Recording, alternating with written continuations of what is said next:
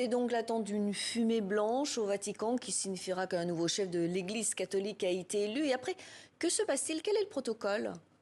Alors, le protocole et l'usage, c'est qu'une fois la fumée blanche lancée, et donc le pape, le nouveau pape élu, des cardinaux vont voir le nouvel élu et lui demandent explicitement de confirmer son assentiment à accepter cette dignité, à exercer la charge.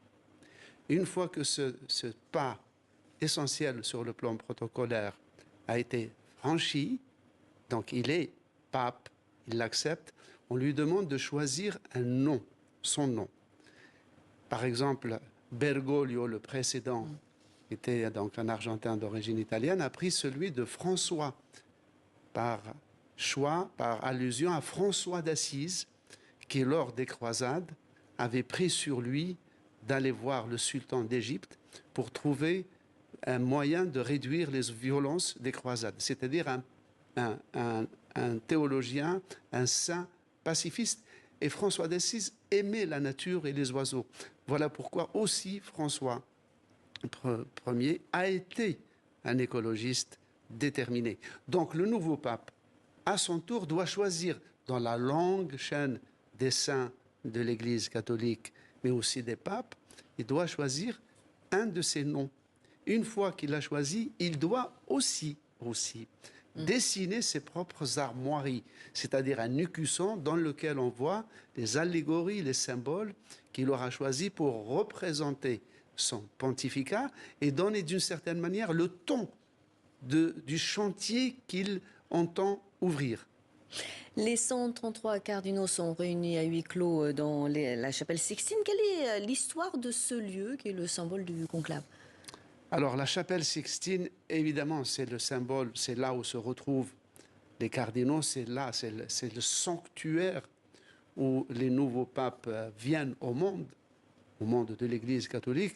Elle est surtout célèbre par l'immense fresque de Michel-Ange qui a été faite au milieu du XVe siècle et qui représente à peu près 300 personnages et qui représente à la fois la parousie, c'est-à-dire la seconde venue de Jésus, et le jugement dernier qu'elle va précipiter. Et donc, il y a des personnages de la Bible, il y a Moïse, il y a les saints, il y a les personnages qui montent en enfer, ceux qui en descendent.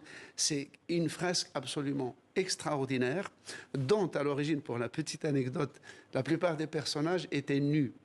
Mais beaucoup plus tard, des papes plus conservateurs avaient recruté un peintre qui avait reçu le surnom de Braghetto, qui veut dire le culottier, qui venait dessiner de petits chiffons qui passaient par-dessus les hanches pour cacher les parties intimes des différents personnages. Ce qui a été en soi un travail absolument colossal. Néanmoins, la chapelle Sixtine, le jugement dernier de Michel-Ange, reste une des œuvres les plus extraordinaires de l'art chrétien.